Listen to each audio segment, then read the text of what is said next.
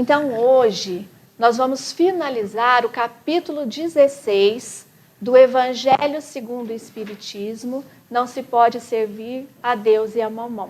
Ele foi iniciado há 2 semanas atrás, onde eu trouxe os capítulos, os itens de 1 a 4. A semana passada veio o Rogério e trouxe mais alguns itens e muitos exemplos práticos. E hoje nós vamos finalizar o capítulo com as instruções dos Espíritos, que traz como tema a verdadeira propriedade. E antes de nós iniciarmos, nós vamos entender o que são essas instruções dos Espíritos. Para aqueles que já fazem o estudo do Evangelho ou fazem a leitura do Evangelho segundo o Espiritismo, ou ainda que já fazem o seu Evangelho no lar, que funciona uma vez na semana, no mesmo dia e no mesmo horário, já devem ter percebido que ao final de cada capítulo do Evangelho, nós temos as instruções dos Espíritos.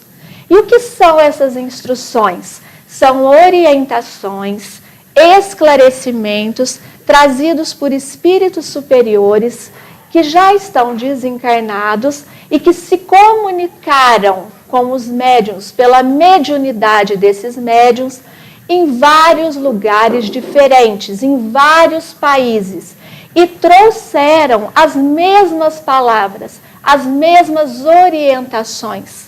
Então, nós não temos dúvidas das palavras desses espíritos em relação a esses esclarecimentos, a essas instruções. E neste capítulo, esses espíritos, eles vêm ratificar, ou seja, confirmar aquilo que Jesus já nos ensinou, que ao desencarnarmos, nós não levaremos nada que seja material, seja muito ou seja pouco, ficará neste mundo material.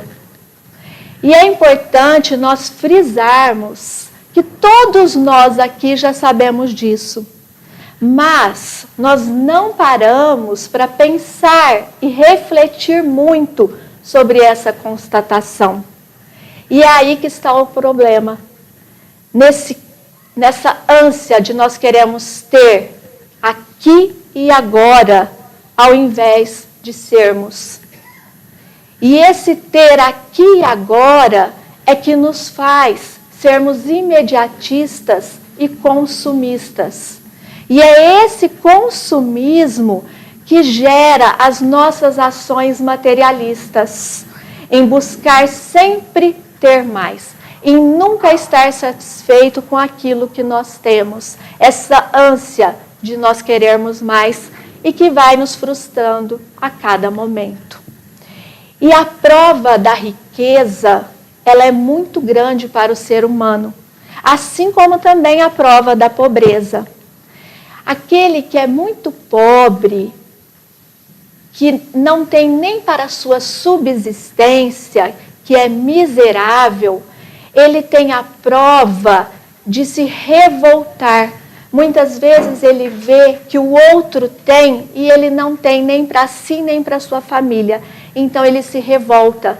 Mas ele costuma procurar a aceitação, procurar melhorar, procurar encontrar a espiritualidade, Deus no seu caminho. Às vezes ele faz isso, às vezes ele passa por essa prova sem encontrar esse caminho. Mas, se nós formos pensar na prova da riqueza, ela é muito mais difícil. Por quê?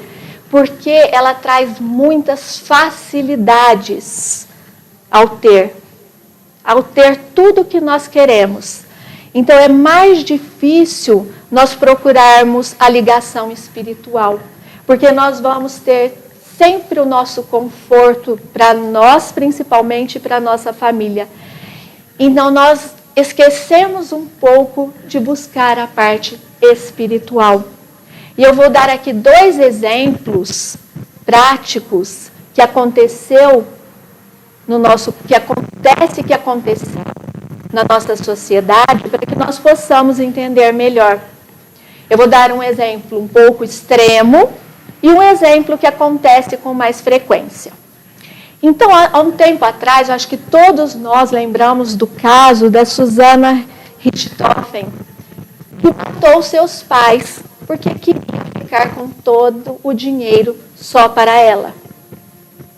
Olha a prova que tem essa adolescente, agora já uma moça.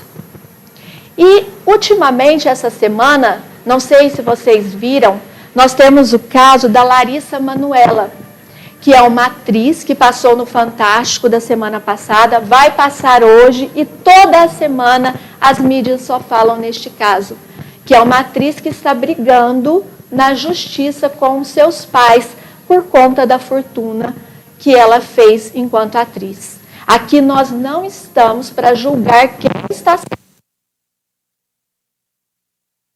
Não é esse o foco nosso. É para nós refletirmos se, neste momento, os seus pais desencarnassem, o que eles levariam deste mundo? E é Pascoal, um espírito que está nas instruções dos espíritos, que nos responde sobre isso. Ele nos diz: nada que é do uso do corpo, tudo o que é do uso da alma. E como será que a alma dessas pessoas irão? Será que eles vão levar as qualidades e as virtudes? Ou será que eles vão levar os defeitos e os vícios? O que será que eles levarão caso eles desencarnem neste momento? E esse espírito pastor que trabalhar muito a nossa melhora, porque é isso que vão nos perguntar quando nós chegarmos do outro lado. Então, se nós trabalhamos as qualidades, se nós somos mais tolerantes, mais pacientes, mais caridosos, é isso que nós vamos levar. Agora, nesses exemplos que eu citei, o que nós levaríamos?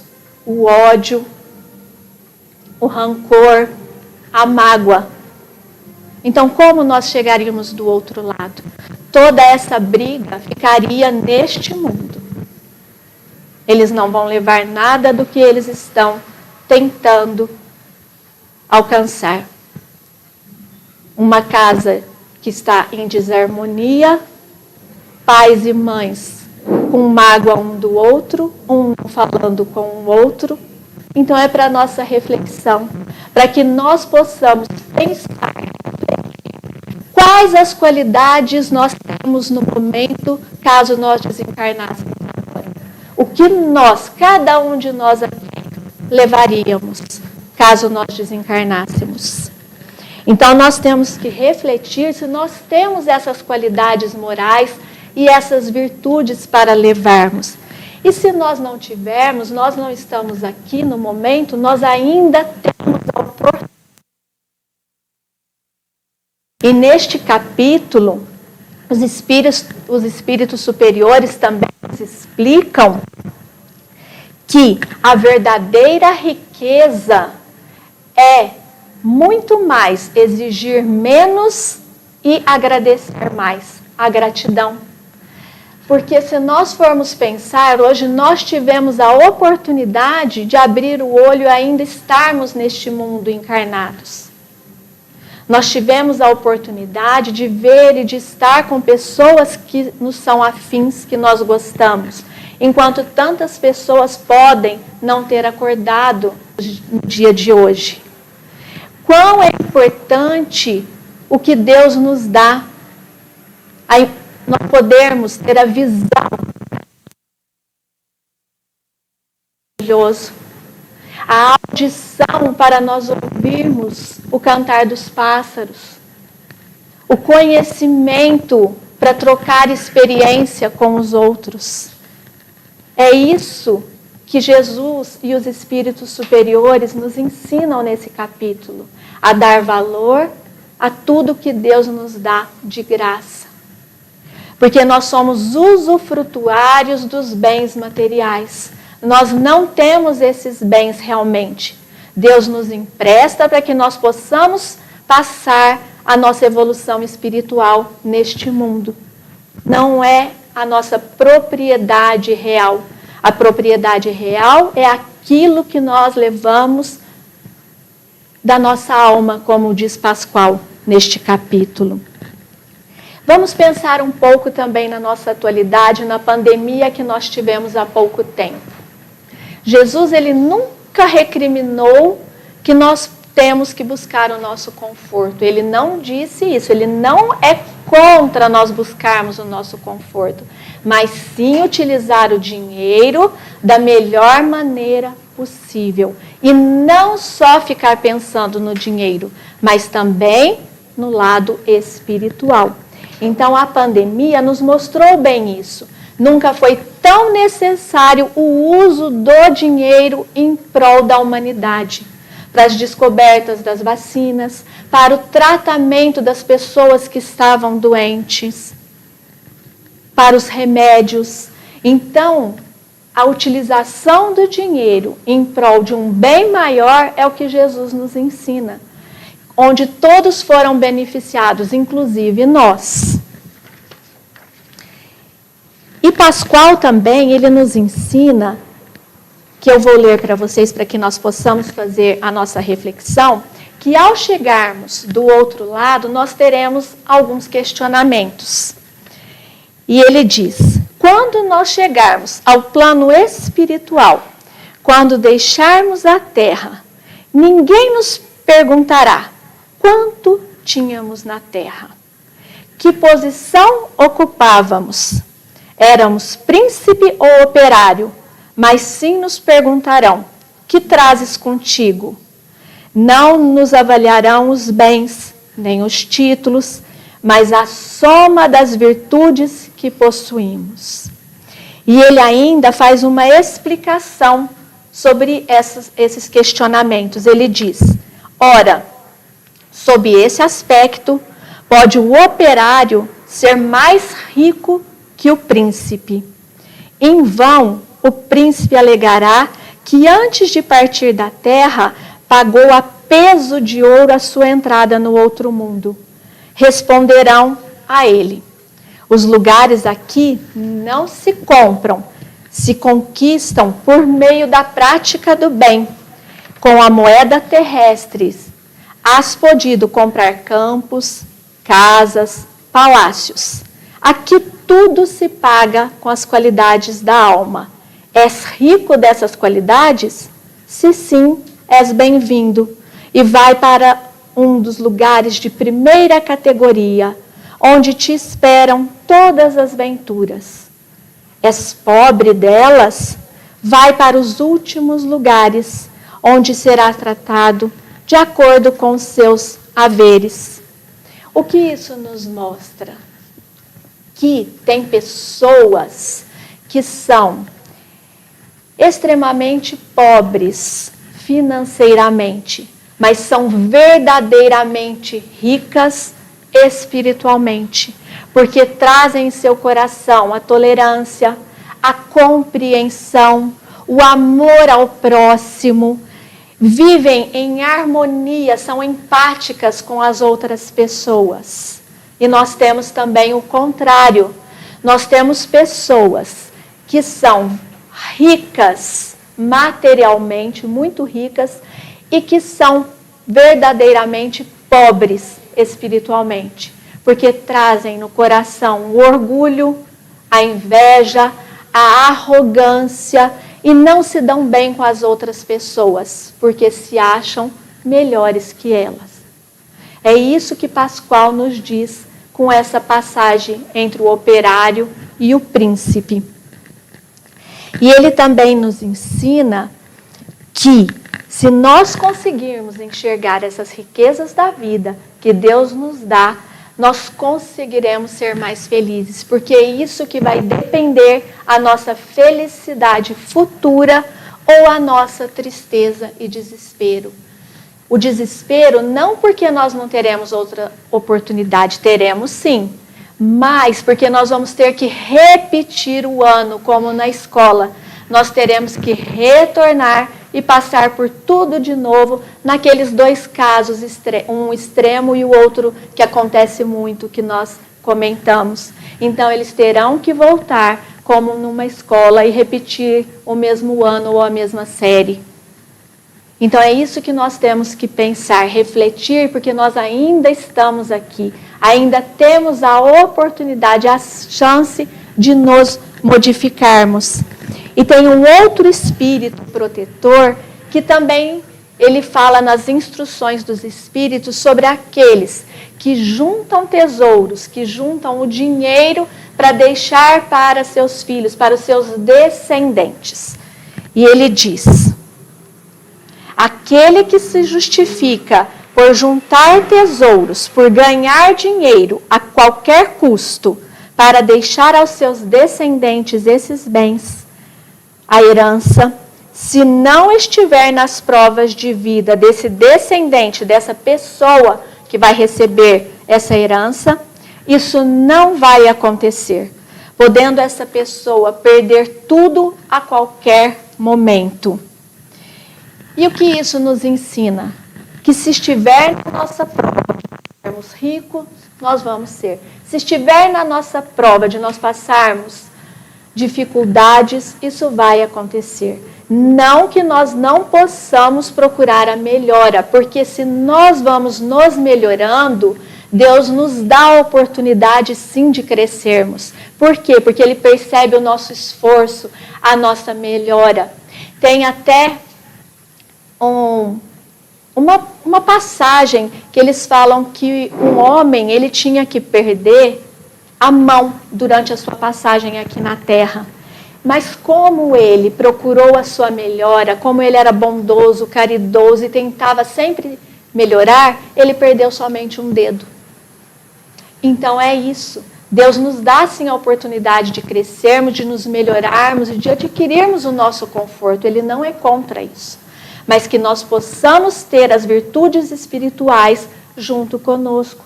Que nós possamos crescer espiritualmente para a nossa própria evolução e não precisemos voltar, retornar novamente para cá. E para nós finalizarmos, nós temos um livro de Chico Xavier que se chama O Espírito da Verdade, que em sua mensagem 57, esse livro ele foi psicografado por Chico, mas ele foi ditado pelo espírito de André Luiz, que foi um médico quando esteve encarnado. Então, nessa mensagem 57, chamada Caridade e Você, Chico ele sugere, junto com André Luiz, lógico, algumas atitudes, mesmo que nós não tenhamos dinheiro suficiente para doar ao outro, mas que com um mínimo nós podemos também ajudar a fazer a caridade física, no sentido material. Ele traz essas sugestões que eu vou compartilhar com vocês para que nós possamos refletir durante a nossa semana. Então, caridade e você. Acredita você que só a caridade possa salvar o mundo? Entretanto, não se demore na posição de comentarista, ou seja, não fique só falando, tente agir. Não nos diga que é pobre e incapaz de contribuir na campanha renovadora da sublime virtude. Vejamos o que podemos fazer. Se você destinar a quantia correspondente a um refrigerante ou a um aperitivo em 5 doses, ou seja, em 5 vezes que nós consumimos, segundo os seus hábitos, aos serviços de qualquer hospital, no fim de um mês haverá a mais decisiva medicação para certo doente. Se você renunciar ao cinema de uma vez em cada 5, endereçando esse dinheiro respectivamente a uma creche, ao término de um mês, a instituição contará com mais leite em favor das crianças necessitadas. Se você suprimir um maço de cigarro em cada 5 do seu uso particular, dedicando o fruto dessa renúncia a uma casa erguida para os irmãos de conforto doméstico, em breve tempo o agasalho devido a eles será mais rico. Se você economizar as peças do seu vestuário, guardando a importância equivalente a uma delas em cada 5 da sua compra, para o socorro ao próximo menos feliz, no fim de um ano, disporá você mesmo de recursos suficientes para vestir alguém que a nudez ameaça. Não espere, então, a bondade dos outros. Lembre-se daquela que você mesmo pode fazer. É possível que você nos responda que esse supérfluo é o seu próprio suor, que não nos cabe opinar em seu caminho e que esse copo, o filme, o fumo e o vestuário são movimentados à sua custa. Você naturalmente está certo. E não seremos nós quem contestará esse direito a vocês. A vontade é sagrado atributo do Espírito, então nós podemos escolher aquilo que nós fazemos, é o nosso livre-arbítrio. Dádiva de Deus a nós, para que nós decidamos por nós mesmos qual a direção do nosso próprio destino. Todavia, nosso lembrete é apenas uma sugestão aos companheiros que acreditam na força da caridade e que só ganhará realmente algum valor se houver algum laço entre você e a caridade. Graças a Deus.